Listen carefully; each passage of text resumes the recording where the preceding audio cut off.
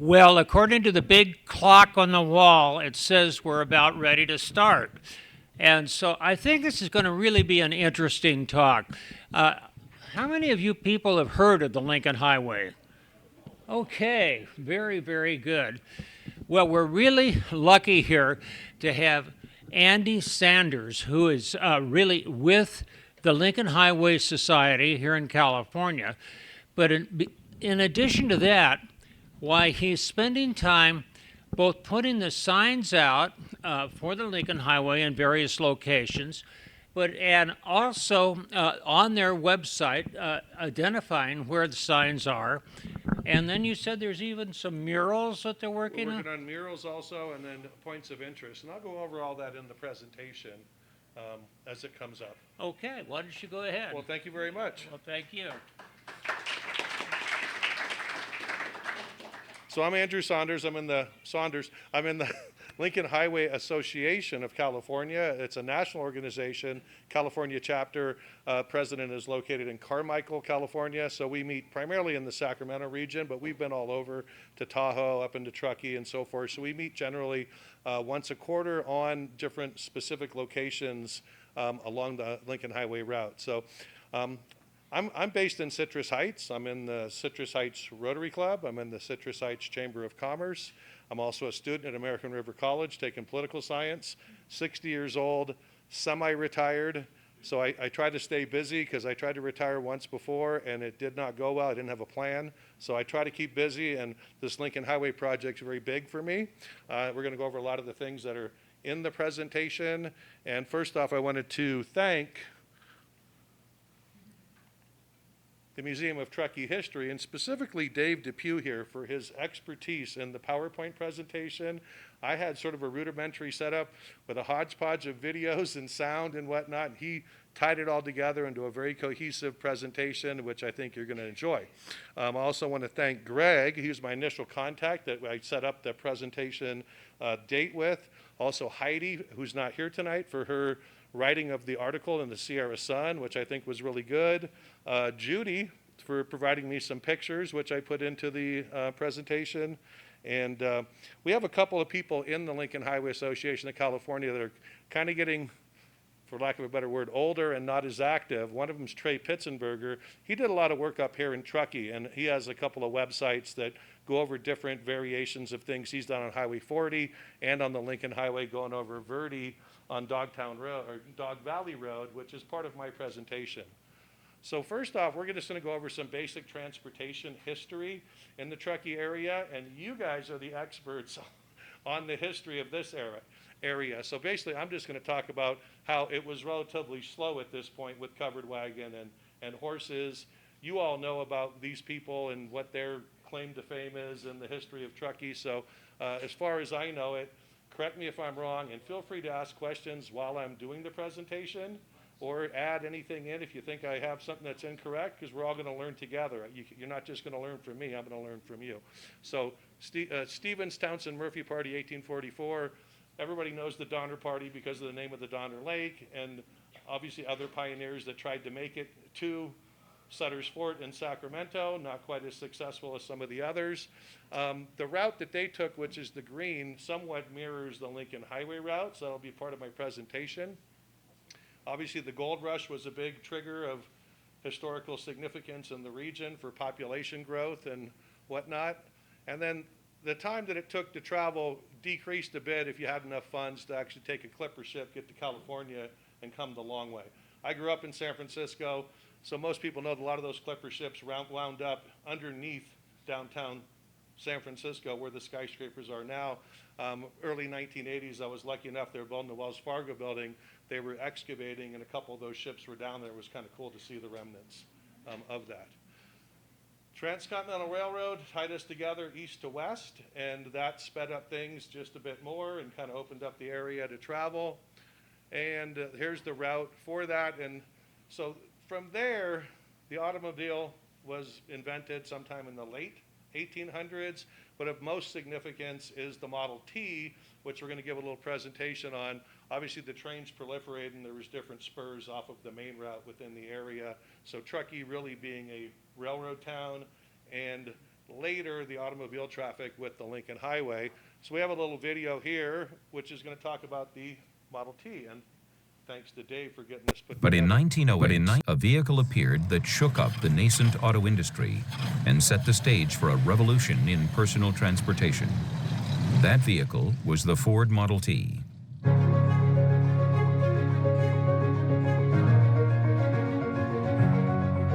The Model T was the first automobile mass-produced on moving assembly lines with completely interchangeable parts and marketed to the middle class.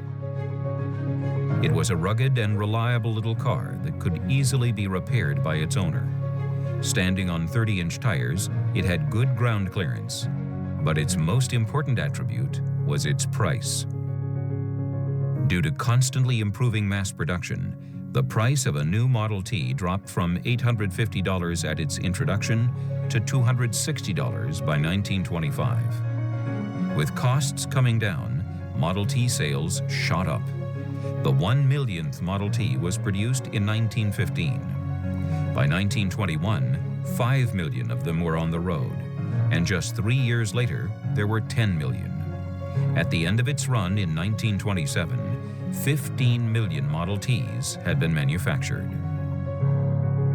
This singular vehicle propelled Henry Ford to national prominence and the Ford Motor Company to unimagined success. But more importantly, it was the car that put America on the road.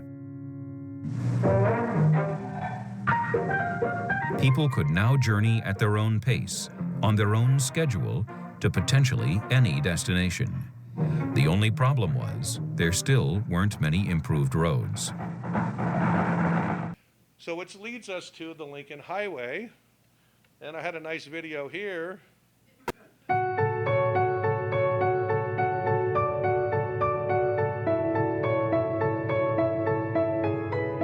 Before the interstate highway system, before famed Route 66, before highways were even numbered, there was one road that captured the public's attention.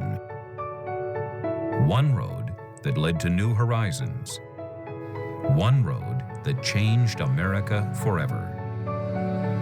Beginning in Times Square, New York City, and ending in San Francisco, it was America's first coast-to-coast automobile road. The Lincoln Highway.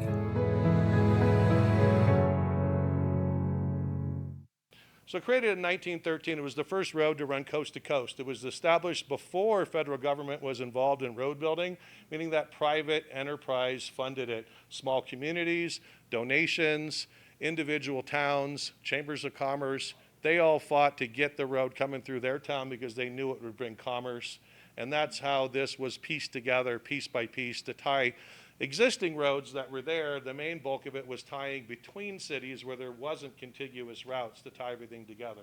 So instrumental in this was a man named Carl Fisher.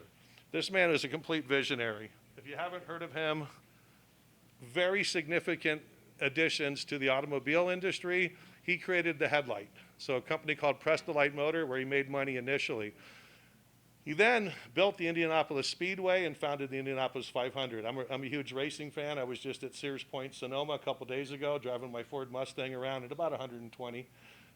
So I really enjoy racing and I don't know how much longer I'll be doing that, but the girlfriend here is a little freaky when I'm on the track.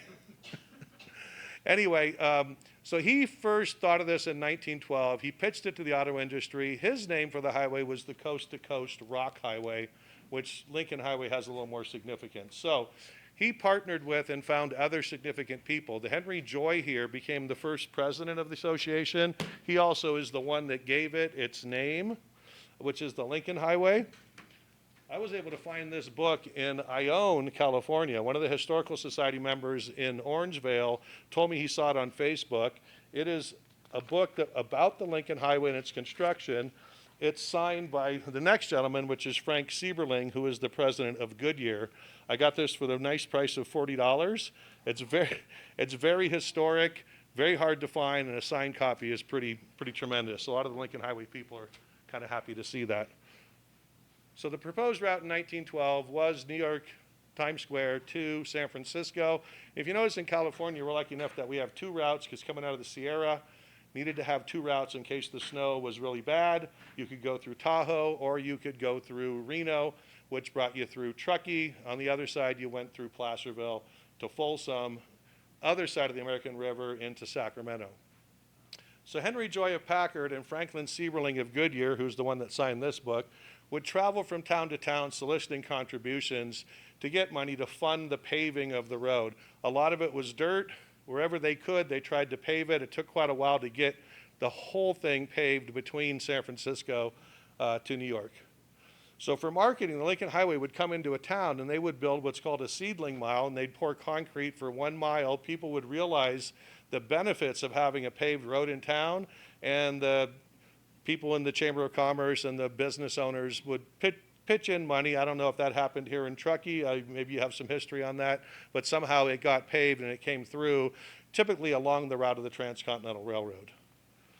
So Henry Ford did not contribute to the Lincoln Highway. And the main reason was he believed that government should pay for highways. And at the time, the government was not involved in highway building. He would be proved to be correct later because private business and enterprise could only do so much. And the government needed to get involved at some point. And we'll go over that. One of my main things is to make sure people know Lincoln Highway is not the same as Highway 40. They're related, and we're going to go over that. Highway 40 is the government taking over ownership of the highway with numbered highways. Lincoln Highway was a private funded highway, and we'll go over the different maps and how this came about. So Lincoln Highway, townships, locals, private industry, contractors contributed the donations required to build the highway. And one of the main reasons was this 1915 Panama Pacific Exposition in San Francisco wanted people to be able to drive to that. So they started in 1912, 1913, trying to get that road done so people could come to that exposition. So I grew up in San Francisco. It's a very significant area, pardon me. This is the Marina District. We all know luxury houses there. We all know the earthquake of '89, and a lot of it was damaged there and then rebuilt. So here's the Palace of Fine Arts. That's still here today. And that is the exposition where most of the housing is now. And the Lincoln Highway terminated out of what is called the Legion of Honor. I think most people have probably been there over time. It's an art gallery. Rodin's The Thinker is right in front, and the terminus marker for the Lincoln Highway is out front. This one was replaced in 2013 at the 100-year anniversary because the other one had been stolen. They occasionally disappear. So the Lincoln Highway Association does try to replace these wherever possible in historically significant locations. So this is what you'll find if you go to the the Legion of Honor, and you can locate this. It's right at the bus stop. So this is fairly significant here. The blue is the 1913 route, and I tried to do a little bit of comedy. I got this off my 1969 Impala. We have a laser pointer here, but I like the old analog method. So here we are in Truckee. This is the Verde. This is the Dog Valley Road over the top of Verde, and the two reservoirs that are there now were not there at the time, and the road went directly through the valleys where those reservoirs are now. So if you look here, original 1913 route is the blue.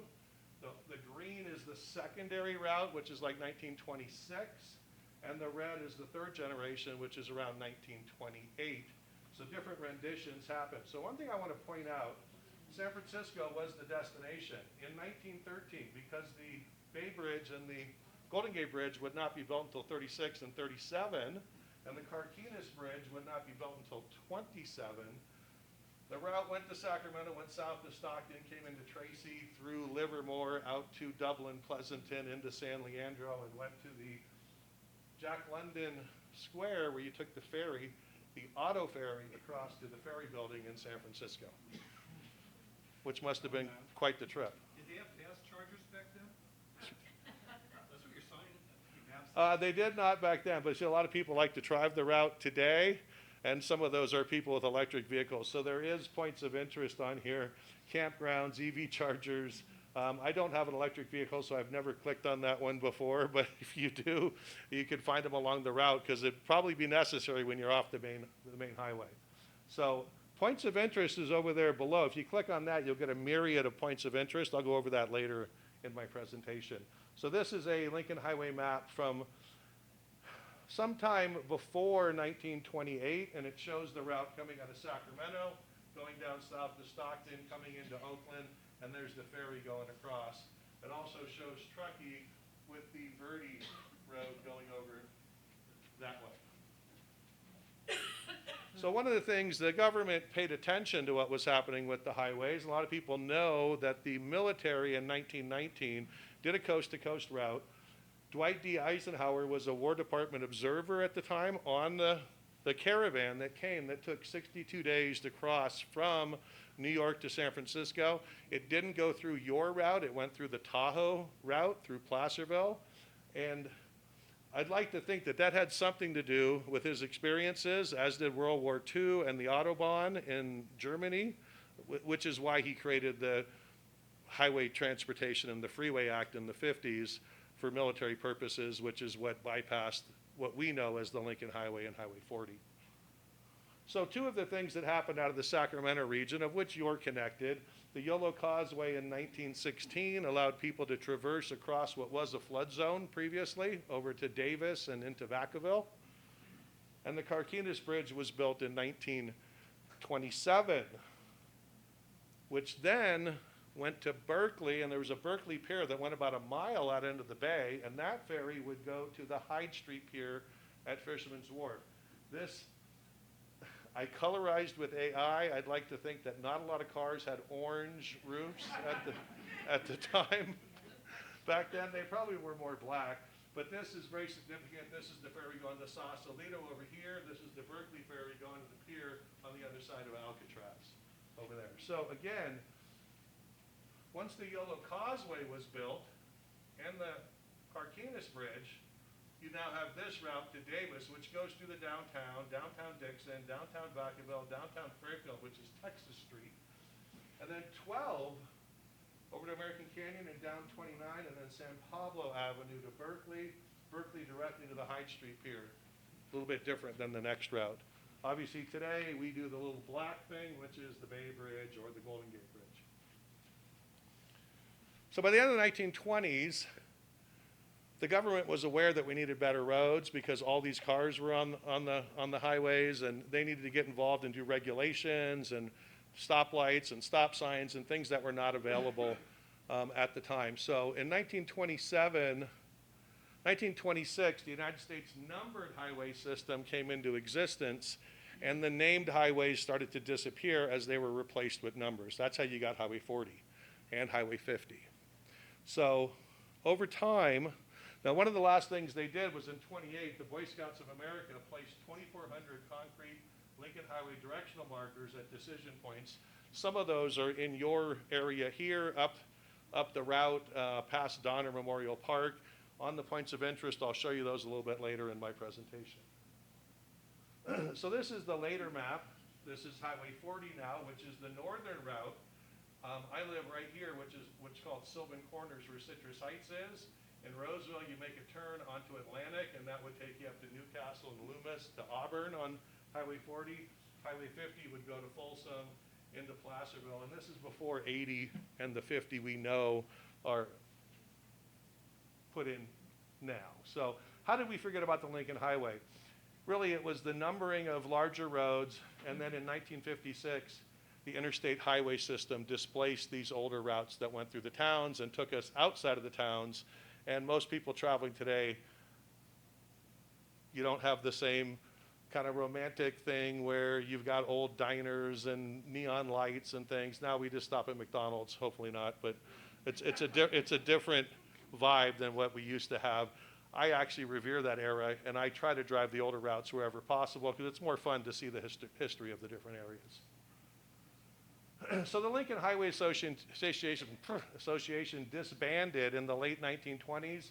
In 1922, it was reformed for a different purpose, and that is to preserve, protect, promote, and identify the route. And that's what I'm involved in.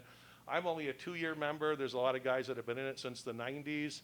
I'm 60. I'm the youngster in the group, so I'm the energetic one that's kind of getting things done. The other guys are sitting back and resting on their laurels, but they've done a lot over the years. Not that you guys are doing that.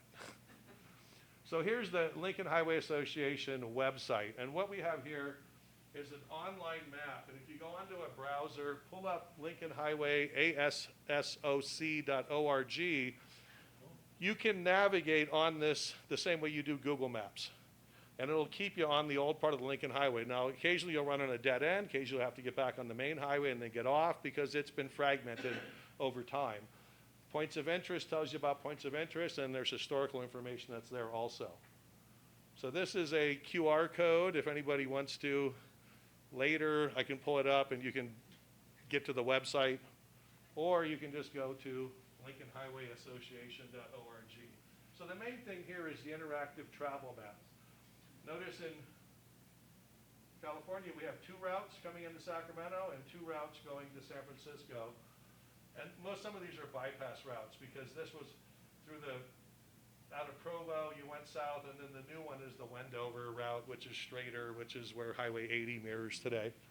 So there's been a lot of changes over the years on that, and if you dig into this map and drill down, you can find a lot of information and a myriad of different routes that you can go on to look at the old history. So the more you drill down, the more detail that you get. Notice here's Truckee, there's the Dog Valley route, the green is the 40 route along the Truckee River, and then 80 would be more of a direct straight route that came in later. So on there you also have points of interest. The red, white, and blue are Lincoln Highway 1928 markers. The little flags are historical points of interest. The knife and fork are restaurants, like most people have been to Poor Red's Barbecue over in El Dorado near Placerville. Yes. You had a golden Cadillac, or at least the barbecue. So now we get to your favorite area where you live, which is Donner Pass, and this is a Lincoln Highway brochure that I got at I believe at your historical society. So I got some pictures off of your website, and this is Lincoln Highway with the railroad sheds, and I know you're all pretty much familiar with the railroad because that's what kind of made your town. I just got this from Heidi. She came across it. It's a couple of skiers somewhere here in Truckee. Must be about 6 feet of snow and the Lincoln Highway sign that they're on top of. So this is the cities between the border of California to Sacramento, Dog Valley, Truckee, and I won't go through them all, but you're familiar with most of those towns. And that's, the Lincoln Highway would have went through every one of those jurisdictions. And these are some of the major points of interest. I believe the Sierra Truckee Tavern is no longer with us. The bridge is here, Emigrant Gap, and I won't get into your history. You guys know it better than I, but we're just kind of glossing over the fact that this road ran through all those different things. So this was a nice photo I found online of the Sierra Tavern. Would have been a nice place to visit.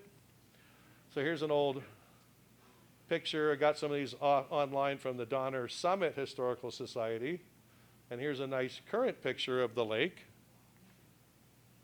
And I think this is important to read. This was in the brochure. I don't believe I have adequate words to describe the real beauty of Donner Pass. As we stood looking down, I had a floating sensation. I lost all fear as I looked at one of the most beautiful blue lakes I had ever seen. Everything below us seemed suspended in shimmering light. You do have a beautiful area up here, and when you live here enough, you need to be reminded of it. So this is the old route coming through Truckee along the lake, and here's the different iterations. So it was a real twisty road originally, then it got a little bit more straightened with the green in the next generation and a little bit more with the red in the next generation. This is one of the things I want to work on. So right now on this map in your area, there has got to be a lot more points of interest than just Jack's Diner and the Donner Memorial State Museum. I got to believe there's at least 10 more that we could have on here that are significant. So this is, when you click on it, and it really needs to be updated because we probably need a little bit more information than just historic Jack's Diner. And that's my job, to work with the Lincoln Highway Association. I'll be emailing Greg. I'll be looking for points of interest within town, and together we'll work to add, I would say, at least 10 points of interest in this vicinity right here. So when you're on this map, this is people that come from all over the country to travel. They're going to make their plans ahead of time. for economic purposes, we'd like them to stop in Truckee and spend money here. The Chamber of Commerce will agree with me on that one, and I'd like to do a presentation for them at some point too. So points of interest is the first thing that I work on. Here we have quite a few points of interest because these are the different railroad sheds, hiking trails, Lincoln Highway markers, and things that are in the area up near Donner Summit. We need to get a little more identified down in town. So the Donner Pass Old Lincoln Highway Trail, I got this online. So part of the old road is traversable for hiking trails. I don't know, at my age, I'm going to do a whole lot of that, maybe with an electric scooter. But I'm sure a lot of people actually hike those routes and go up and see the scenery up there. So the Rainbow Bridge was built in 1925. You guys probably already knew that. Very significant, beautiful piece of architecture. And here is myself with Whitney Connors Passion. Please stand up.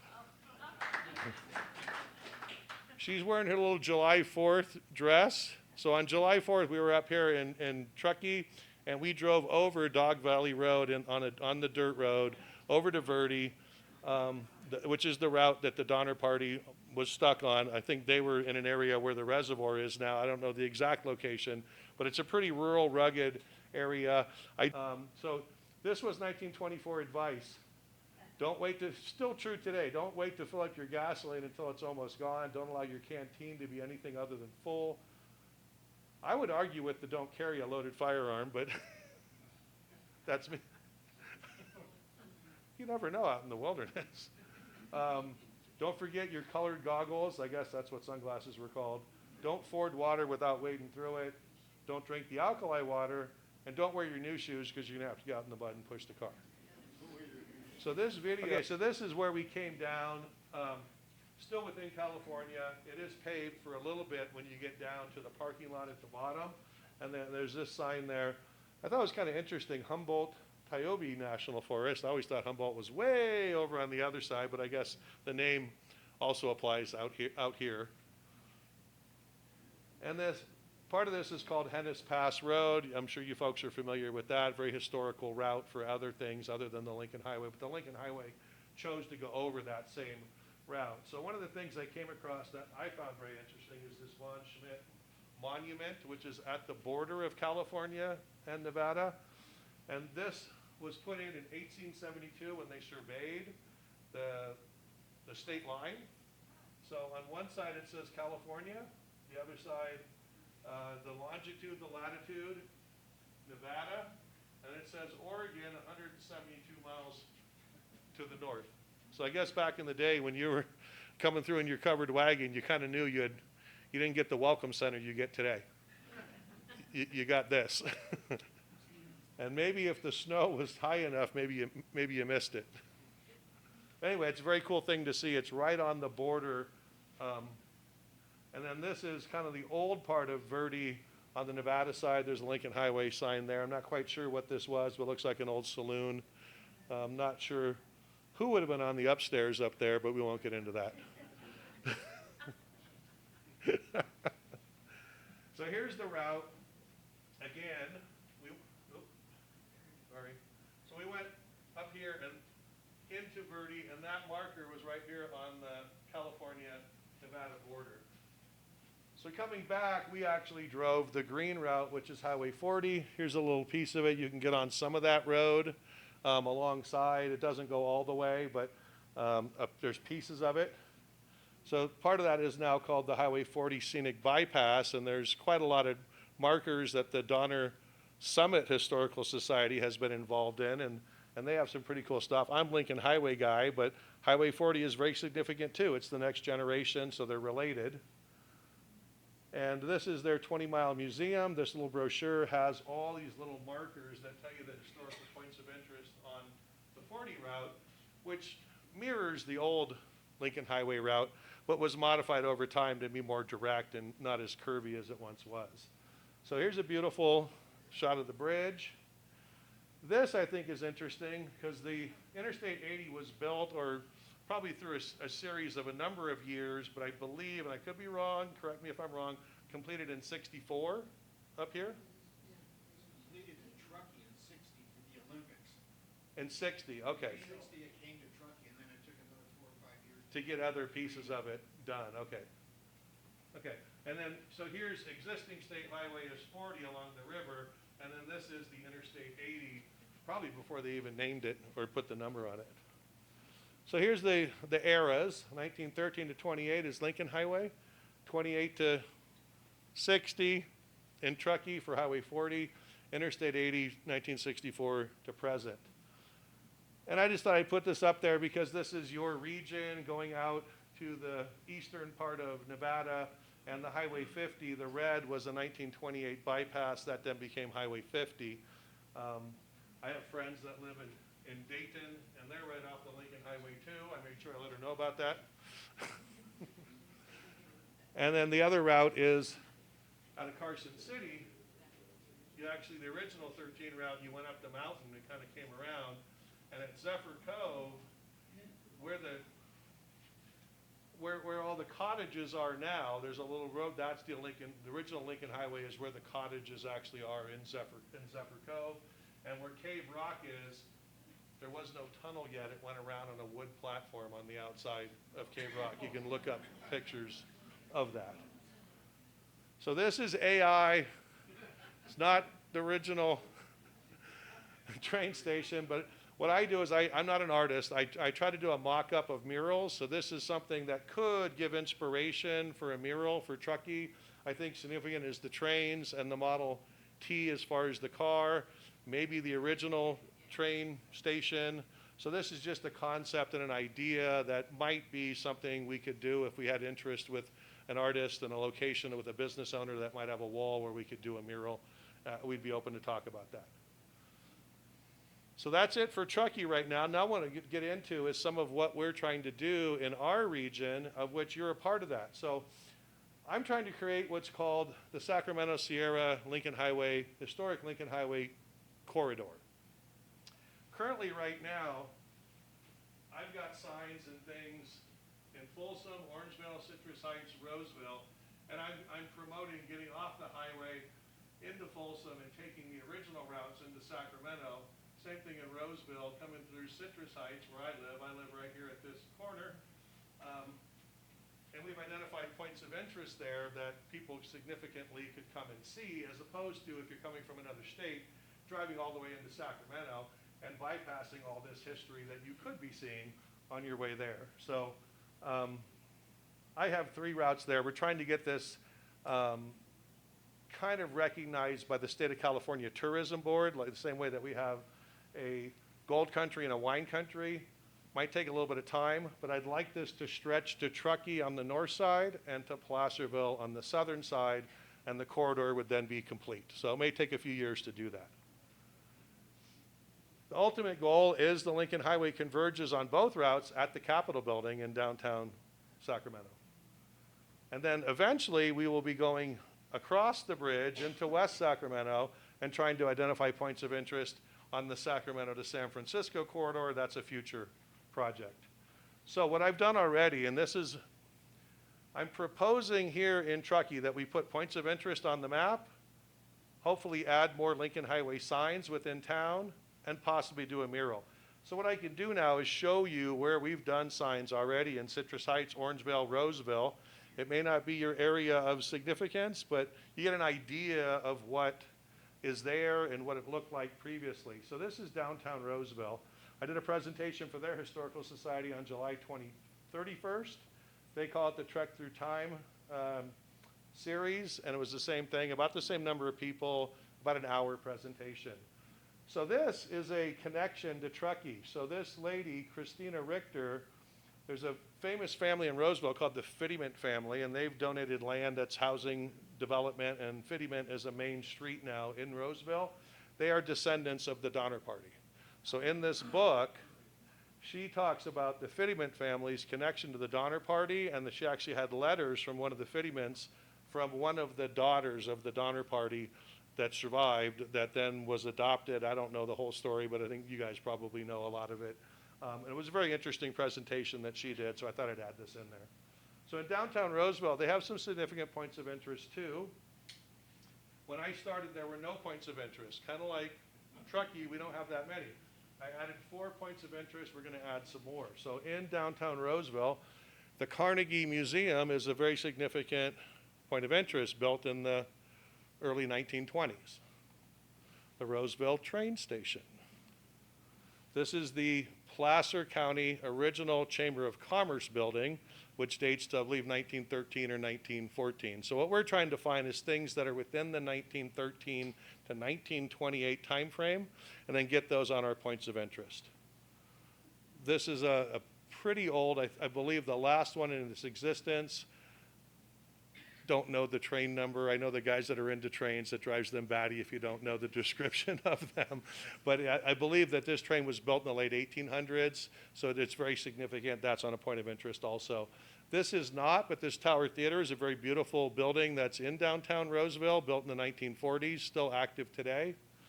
And they've done some nice things with their overhangs on Vernon Street in downtown. And this is a potential mural that we have mocked up on AI that we're working on in Roseville right now. This is the first choice. This one's the second one. I kind of like the motorcycle. And see, that's AI for you. See where it says downtown, high, Roseville? That's what AI does. And you can get in there and tell it to correct it, but it was enough to get it going. So I live in Citrus Heights. I've worked on a project over the last couple of years to add Lincoln Highway signs. Roseville is the white-collar neighbor. Citrus Heights is the blue-collar town, for lack of a better description. So we are putting an arch in. It's not in yet. It's going in sometime, hopefully, beginning of next year. I was able to get the Lincoln Highway signs added. So when they do go in, we'll have Lincoln Highway signs on the arch. That was working with the city of Citrus Heights. So I ran for city council last year in Citrus Heights, and I was running against somebody that they favored much more over me. So they did not want to promote me when I was doing my project, which I was started long before I ran for city council. So I think it's very funny. They said, working with a local resident, they didn't want to put my name up there because it might have got people voting for me. But we identified locations in Citrus Heights to put signs. So one of these is the Sylvan Cemetery District, which goes back to 1862. So a lot of the founders of the area, which is the Van Maren family, I know you guys don't necessarily know the Citrus Heights history, but it was originally called Sylvan. Sylvan Corners was the location on the Lincoln Highway. There's a lot of people from the Spanish-American War, World War I, World War II that are in this cemetery. So originally there was no signage. There was a point of interest historically. We got the Lincoln Highway signs put there, and that's what Lincoln Highway signs will look like in your town if we can find some historical locations to put them in. This is the 14-mile house. The mile houses were significant for the people in the gold rush who were coming out of Sacramento, heading up to the hills, preferred probably to Placerville and to Truckee and other places, probably more Truckee than Placerville would have been the other side on Folsom Boulevard. But this is still there. It's private residence that owns it. But there is a historical point of interest sign that was there, and then we got the Lincoln Highway signs put up there as well. This is the 12-mile house. The original 12-mile house from the 1800s is long gone. This, from 1920 to the late 90s, was a bar. I gave a presentation in Roseville, and the one lady got up really excited and said, "I met my husband there." I said, "Well, I think you meet a really high class of people at this point." Most people said it was kind of a dive, but it looked like it was a fun place from the 20s to the 90s. Currently, it is the owner does not care about the history of it. I wish the city of Citrus Heights would buy it and preserve it, maybe for our historical society. Had I been on the city council, might have came up. But right now, it's falling into disrepair, and we hope it doesn't disappear, but it's historically significant, so we did get a sign put up there. That's right on the outskirts of Citrus Heights, where it butts up to Carmichael.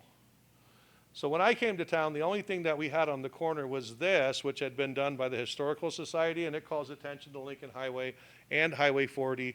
Behind it is one of those 1928 markers that still is preserved on that corner.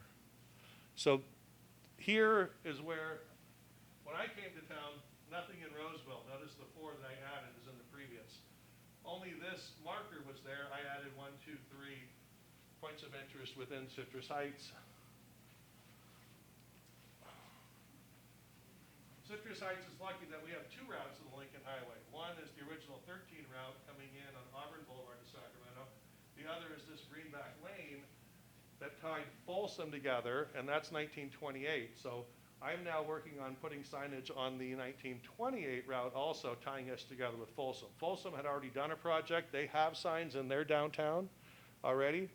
So this is, if you click on those icons, these are the descriptions you get about the 12-mile, 14-mile house in Sylvan Cemetery. So these are things we could do in Truckee. So this map, 12-mile house is there. San Juan High School dates back to 1915. Fair Oaks was just a village at the time. Sunrise was the only way coming through. I don't know if you know Sacramento that well, but not as much built up at this time. Folsom, the dam's not there. There's no lake. And the route comes out of Folsom and it snakes around through the hills and it comes over a bridge that I think you will find interesting because it's very similar to your Rainbow Bridge. So one of the things we just did was a few weeks ago, we dedicated signs at San Juan High School, which is on Greenback. They date to 1915, so their 100-year was 2015. It's a point of interest in Citrus Heights. That's the post. Here's the principal of the school when he did the unveiling of the covering, and it was in the local newspapers, and it's a source of pride now for the high school. So here, San Juan High School is now a point of interest, and then we moved into Orangeville and we've done some points of interest over there. So in Citrus Heights, we have what's called the Citrus Heights Arts District, which is just coming of age right now. There's a few murals that have been painted. One of them is this historic Highway 40 mural. This is an original photo from the Historical Society. The Lincoln Highway marker, I believe, is right here. This is Sylvan Corners. I don't know if you know the area. It's very significant now. It's 2 lanes each way. It's a big intersection. So I took this and I AI colorized it. And I'm not an artist, so I said, well, add a Lincoln Highway sign in a Citrus Heights, and that's kind of a cut and paste thing. But then I gave it to a real artist who then made that out of it. And it's been modified from this point. In one of the next slides, we're going to show you what's called the Rush House, which dates to 1913 at Rush Park in Citrus Heights. The Rush House is now in this section of the mural. This mural is approved and going to be painted in Rush Park, which is the big park in downtown Citrus Heights. There really is no downtown, but on our main street. At this park. And you'll notice that arch that we're building, the architecture is similar to the arch that's here at the Rush Park to kind of tie the thing together. This is the Rush House. It's a craftsman. It was bought from Sears. It was brought in on the train to Roseville piece by piece. So they were excited at the Roseville Historical Society to know that the actual Rush House came through their train depot. Might have actually come through Truckee on the train when it got there. I have to believe it's one of the bigger craftsmen's in existence because it's a pretty big house. And you're able to tour that now on specific dates. And one of which is the 75th Jubilee of the park. I'm on the board of the Sunrise Recreation Parks District, so I'll be involved with this project.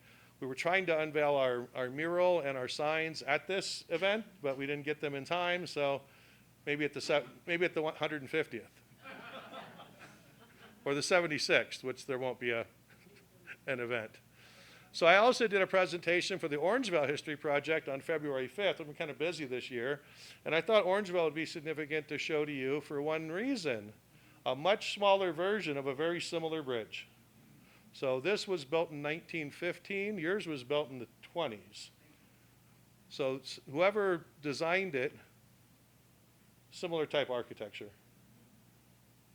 But this was, you can still take this today. They were going to tear it down or retrofit it. The Historical Society spent a lot of effort with the state of California to get them to retrofit it for earthquakes. It's a 1-lane bridge. You have to stop on either side, let the traffic go through. But it's kind of fun to take the old route and come over this bridge. And there is a Lincoln Highway sign that's up on that bridge. I'd like to have one coming the other way as well. So currently, Greenback in the 50s was extended around and goes this way. But if you turn onto Main Street and then onto Orangeville, The bridge is right there. So one of the things I'm working on is getting Lincoln Highway signs. You see these ones with the arrows? He was very observant about the arrows over here.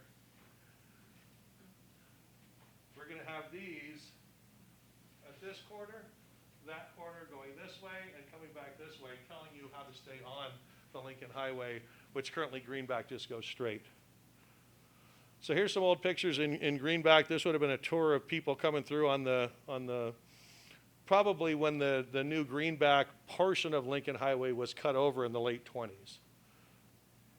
I believe that's a pretty significant Victorian in town, which is the Calder House. I gave a presentation to the Chamber of Commerce. This is the corner of Greenback and Hazel, and the Chamber of Commerce sits right on that corner. And if you come out and you look, you can see the same hill. It's just a bit wider now with 2 lanes each way. So this is the Calder House, built in 1907. We got it put on the points of interest because it's an old Victorian, and that's if you click on it, that's the information that you get about it. So again, the reason I'm showing you Citrus Heights, Orangevale, Roseville is this is what we can be doing in Truckee to add points of interest on the map, to have your historical points of interest and signs in town identified. Here's another AI wonderful. And a lot of people don't like this one, but when we do this, it's going to change dramatically. I like the idea of the truck with oranges in the back, but I think the building in the back will be one of the Victorians that's on Greenback. It'll change quite a bit, but I'll work with the Historical Society in Orangevale on that. So I also gave presentations at the Fair Oaks Historical Society. They have one very small piece of Greenback. It's from Fair Oaks Avenue to Kenneth. It's about a half-mile long. So they're going to have one sign, which they're very proud of. They have historic Lincoln Highway sign at their little museum now also. So I'm going to be presenting at Elk Grove Historical Society later in the beginning of next year. And that's what I have for you guys. So what we're trying to do is add points of interest on the Lincoln Highway travel map, add historic Lincoln Highway signs at strategic locations in town, and identify walls and property owners for mural projects so we can call attention to the history of the Lincoln Highway. And I thank you very much for listening to my presentation.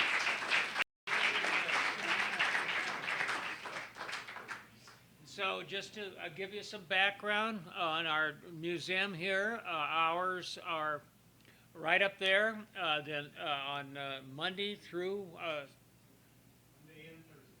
Monday, Thursday, Friday, Saturday, Sunday. So we've got hours there. The Railroad Museum, we try to keep it open on Saturday and Sunday, but we don't always have volunteers. The Historical Society Research Cabin, why you're always welcome to come by there. And if you have questions about the history of Truckee, why it really gives you a good idea. And then the Truckee Regional Railroad is a little riding railroad, and many of you may have ridden it. And it's for little kids, and then there's some big kids who ride it too.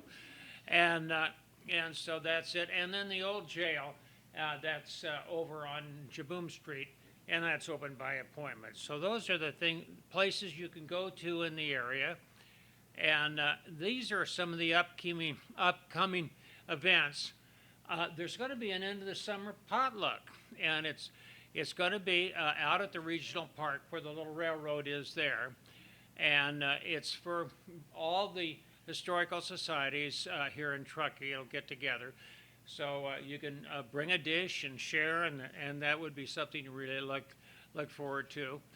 And then in this coming up March is the Truckee Winter Carnival.